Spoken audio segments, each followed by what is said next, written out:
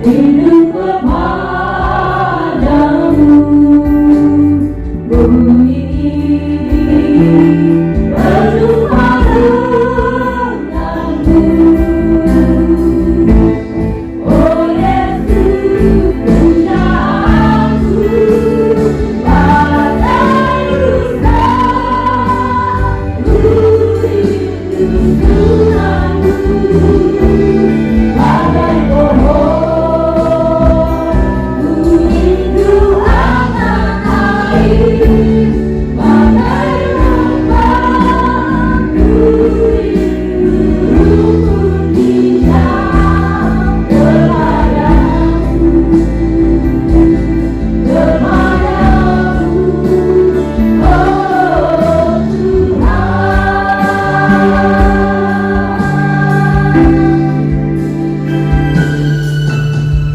Di tempat kediaman-Mu Tuhan, di gunung-Mu yang kudus, ku datang sujud menyembah-Mu, ku memanggil nama-Mu. Jiwaku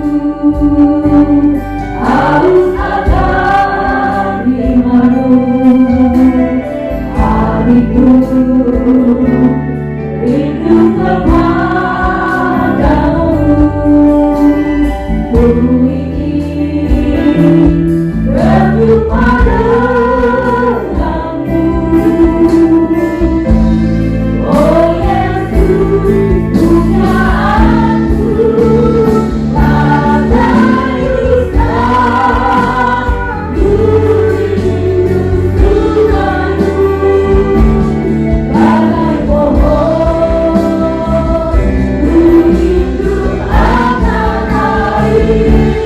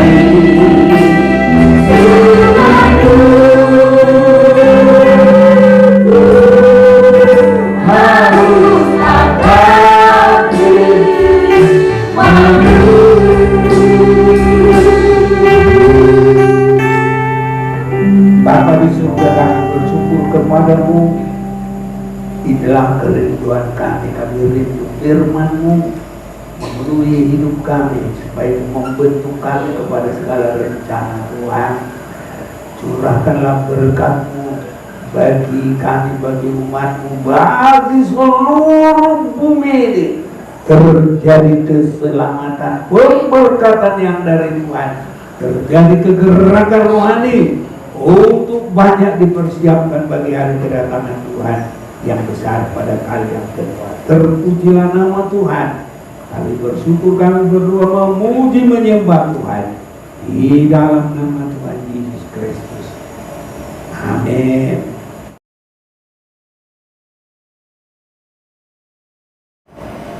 Kita akan membaca firman Tuhan di dalam Perjanjian Baru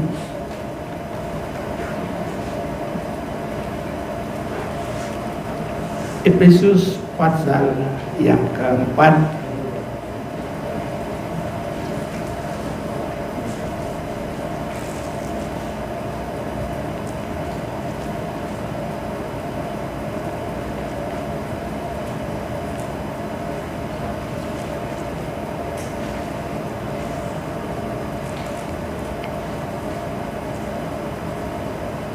Efesus pasal yang keempat. Saya mau mengajak kita memperhatikan firman Tuhan di dalam pasal yang keempat, Efesus pasal yang keempat, mulai ayat yang ke-10.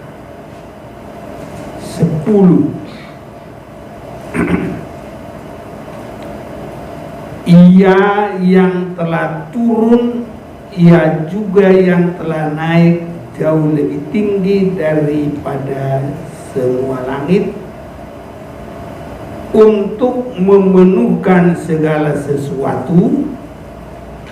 Dan ialah yang memberikan baik rasul-rasul maupun nabi-nabi, baik pemberita-pemberita Injil maupun gembala-gembala dan pengajar-pengajar, untuk memperlengkapi orang-orang kudus bagi pekerjaan pelayanan, bagi pembangunan tubuh Kristus, sampai kita semua telah mencapai kesatuan iman dan pengetahuan yang benar tentang anak Allah, kedewasaan penuh dan tingkat pertumbuhan yang sesuai dengan kepenuhan Kristus, sehingga kita bukan lagi anak-anak yang diombang-ambingkan oleh rupa-rupa angin pengajaran, oleh permainan palsu manusia dalam kelicikan mereka yang menyesatkan, tapi dengan teguh berpegang kepada kebenaran di dalam kasih, kita bertumbuh di dalam segala hal ke arah Dia Kristus yang adalah kepala. Jadi inilah tingkatan dari kedatangan Yesus waktu Dia lahir di kota Betlehem. Jadi bedanya di sini, Ia yang telah naik, berarti bahwa Ia juga telah turun ke bagian bumi yang paling bawah. Jadi pada kedatangan yang pertama Dia lahir di Betlehem, Dia belum pernah naik. Tapi ini Ia telah naik, berarti bahwa Ia juga telah turun ke bagian bumi yang paling bawah. turun ke bumi paling bawah itu lewat kematian. Kematian Yesus yang diawali penderitaan yang hebat, yang berpuncak di Getsemane, disalib. Jadi berbeda cara waktu kedatangan yang awal dan apa yang disebutkan untuk kita di akhir zaman ini. Jadi di dalam kedatangannya yang pertama itu dia pertama mengadakan penebusan dosa, yang kedua dia mengalahkan maut, yang ketiga dia juga mengalahkan iblis, yang keempat dia sudah mengambil kunci maut itu,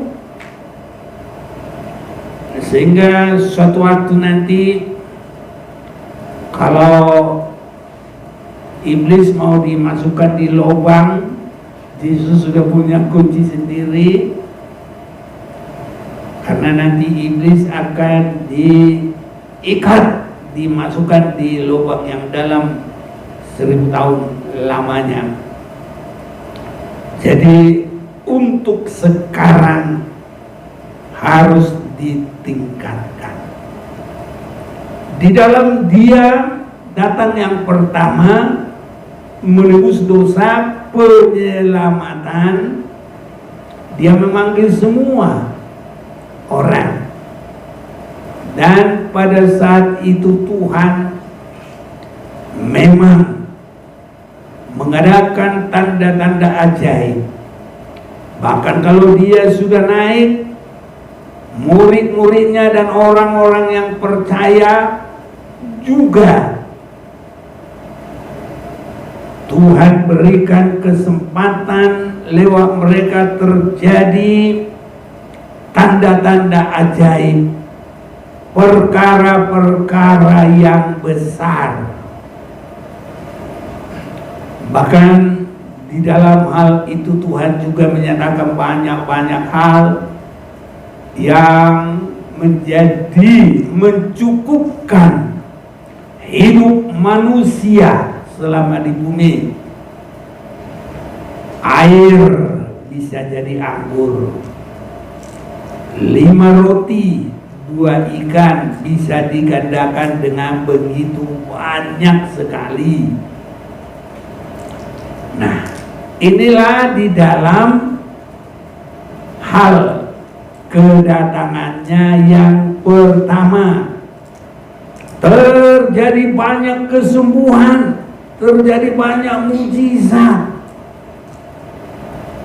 mengusir setan terjadi. Itulah kedatangannya yang pertama. Tetapi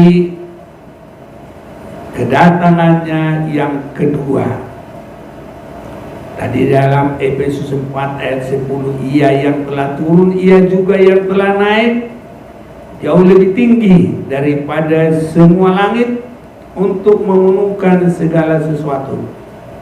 Dan ialah yang memberikan baik rasul-rasul maupun nabi-nabi, baik pemerintah-pemerintah Injil maupun gembala-gembala, pengajar-pengajar, untuk memperlengkapi orang-orang kudus bagi pekerjaan pelayanan, bagi pembangunan tubuh Kristus.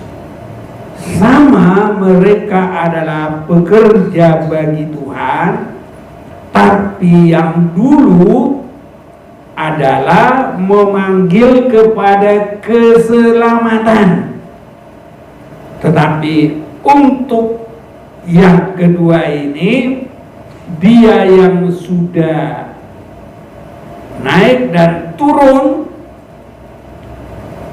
atau ia juga yang telah turun ke bagian bumi yang paling bawah, ia yang telah turun, ia juga yang telah naik. Ini dia mengajar, dia memberitakan Injil, justru melanjutkan apa yang sudah dikerjakan yang pertama. Nah, inilah yang harus kita boleh memasuki, boleh mengerti. Inilah yang harus dimengerti seluruh gereja, dan inilah yang kita harus doakan supaya seluruh orang yang kenal Yesus itu boleh masuk di sini, dilengkapi buat satu pelayanan pembangunan tubuh Kristus. Jadi kesinilah saat sekarang. Jadi pelayanan kita mengarah ke sana, pujian penyembahan kita, segala tingkah laku kita jadi meningkat. Bukannya dirubah, tapi ditingkatkan. Sama dengan bangsa Israel, perjalanan itu adalah dari Mesir ke Tanah Kanaan, tidak dibelokkan. Tapi yang pertama itu berkisar dari Ramses, Sukot. Nah, itu kota-kota perbekalannya orang Mesir. Jadi itu kota bentengnya ketidakpercayaan kepada Tuhan, kota bentengnya kesenangan dunia. Itu bahkan juga gambarannya kota bentengnya dosa-dosa. Tapi umat Tuhan harus keluar dengan domba Paskah. Dan satu tingkat mereka sampai melewati Laut Kolsom. Nah, ini baru tingkat yang kedua, termasuk makanannya sudah berbeda. Jadi tingkat yang kedua adalah mulai sekitar Gunung Sinai, dan ini harus sampai menuju ke Yerusalem, Tanah Kanaan.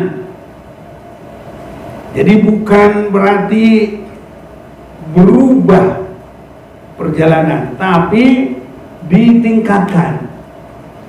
Jadi saat-saat kita juga sekarang ini harus mengerti perjalanan kita harus meningkat, ditingkatkan. Tadi keluar dari penjajahan dari Raja Firaun, tapi sekarang bebas di tanah perjanjian, langsung menyatu kepada Tuhan, memuji Tuhan, menjadi umat Tuhan yang tidak ditindas, yang tidak terikat, yang tidak dikuasai. Itu sebabnya di sini dalam ayat 12, untuk memperlengkapi orang-orang kudus bagi pekerjaan pelayanan dan pembangunan tubuh Kristus. Jadi itu sebabnya kita berdoa kepada Tuhan, harus benar-benar berpengalaman sudah bebas dari Mesir. Itu gambarannya, orang sudah bebas dari hidup lama, penguasaan hidup lama menjadi hidup baru, sehingga pekerjaan akhir zaman ini adalah memperlengkapi ataupun pembangunan tubuh Kristus. Jadi memperlengkapi orang-orang yang sudah dilepaskan, dan itu disebut memperlengkapi orang-orang yang kudus. Kiranya Tuhan tolong kita. Semua itu pasti bisa. Karena dari awal pun kita percaya kalau bukan Roh Tuhan yang buat itu, nggak mungkin, tidak mudah orang percaya. Walaupun percaya itu pertama sekali sebagai awal, tapi nggak bisa. Tetapi biarpun sampai disempurnakan, kalau Tuhan yang kerjakan, pasti itu bisa. Ini harus kita yakin. Tuhan yang bikin sempurna, Tuhan juga yang buat kita percaya. Dalam arti Tuhan yang membuat bangsa Israel keluar dari Mesir, tapi Tuhan juga yang membuat sampai ke tanah Kanaan. Hanya yang sampai ke tanah Kanaan itu adalah orang yang sudah benar-benar teruji, yang hanya terarah kepada Tuhan, yang tekun, yang setia. Nah, jadi nanti yang lain itu semua hancur lebur, hilang. Hanya dua yang bertahan, Joshua dan Kaleb. Kenapa? Karena mereka memiliki roh yang berbeda. Mereka ada roh siap dipimpin, dibentuk, tekun, berani, nggak takut. Dan Tuhan yang memulai, Tuhan juga yang mengakhiri. Kalau bukan Tuhan tidak bisa. Tapi kalau Tuhan yang sudah mulai, Tuhan juga pasti sanggup untuk mengakhirinya. Nah, coba kita mau baca dulu itu di dalam 1 Tesalonika. Kita boleh baca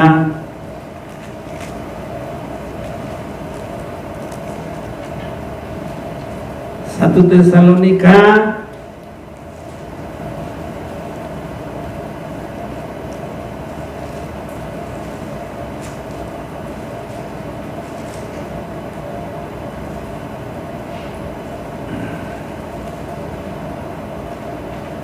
mulai 3 dulu saya baca. Sebab nasihat kami tidak lahir dari kesesatan atau dari maksud yang tidak murni, dan juga tidak disertai tipu daya. Ini di dalam pengajaran pembentukan tubuh Kristus, ini semua murni. Sebaliknya, karena Allah telah menganggap kami layak untuk mempercayakan Injil kepada kami, karena itulah kami berbicara bukan untuk menyukakan manusia, melainkan untuk menyukakan Allah yang menguji hati. Jadi untuk bisa memberitakan juga itu hanya dengan kuasa daripada Tuhan. Karena kami tidak pernah bermulut manis, hal itu kamu ketahui, dan tidak pernah mempunyai maksud loba. Tahu maksud loba? Cari keuntungan. Bahkan melebihi dari cari keuntungan, dia cari keuntungan yang berlebihan juga, yang tersembunyi. Allah adalah saksi. Juga tidak pernah kami mencari pujian dari manusia. Biar Tuhan tolong kita selalu dengar bahwa kita melayani, kita berbuat apa saja bukan cari pujian dari manusia. Sering sekali banyak, kalau nggak ada yang tahu, nggak ada yang lihat, nggak mau, dia nggak senang. Makanya banyak orang harus pakai dicanangkan. Di dalam bahasa kita ditik-tikon, ya, harus dicanangkan. Jadi baik dari kamu maupun dari kami, orang lain, sekalipun kami dapat berbuat demikian sebagai rasul-rasul Kristus. Jadi kita semua harus semakin terarah kepada Tuhan, bukan untuk bagus dilihat manusia, tapi untuk Tuhan. Jadi termasuk semua kita main musik untuk Tuhan, bukan supaya untuk orang, ya. Tapi untuk orang juga ya biar dia senang, apa namanya, sama seperti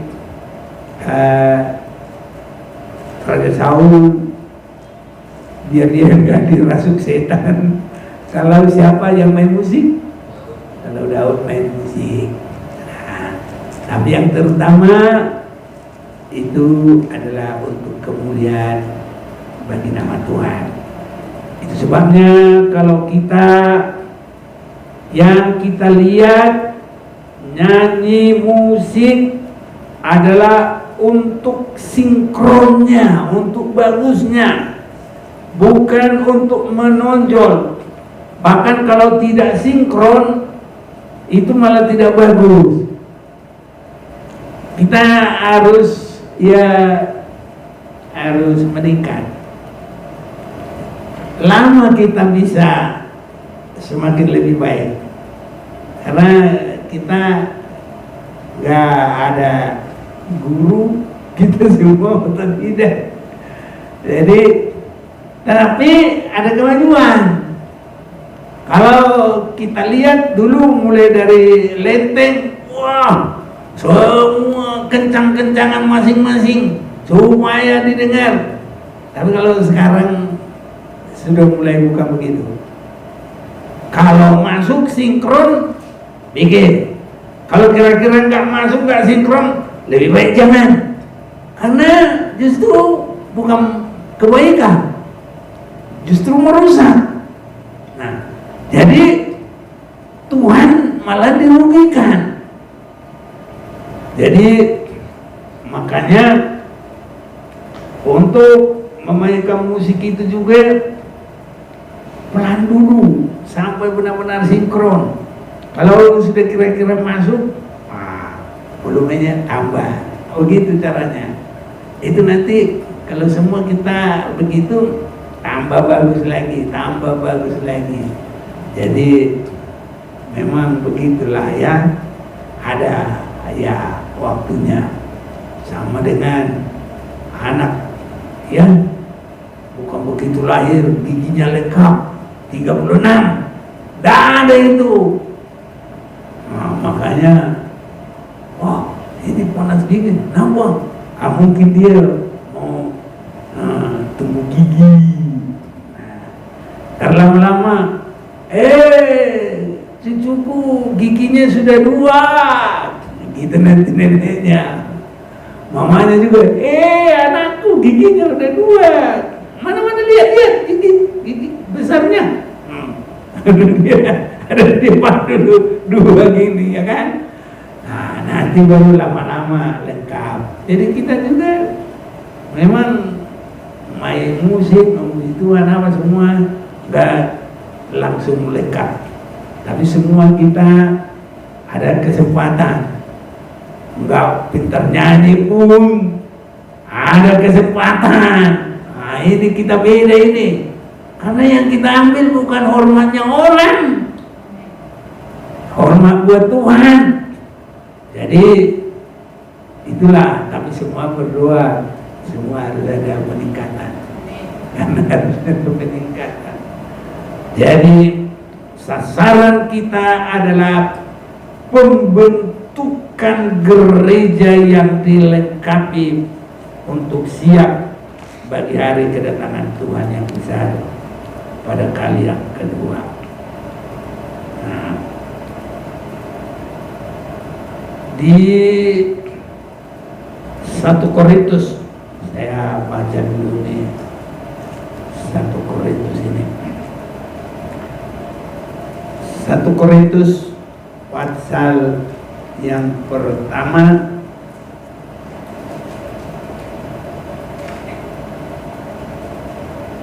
ayat 7 atau mulai 6, sesuai dengan kesaksian tentang Kristus yang telah diteguhkan di antara kamu, demikianlah kamu tidak kekurangan dalam suatu karunia pun, sementara kamu menantikan penyataan Tuhan kita Yesus Kristus.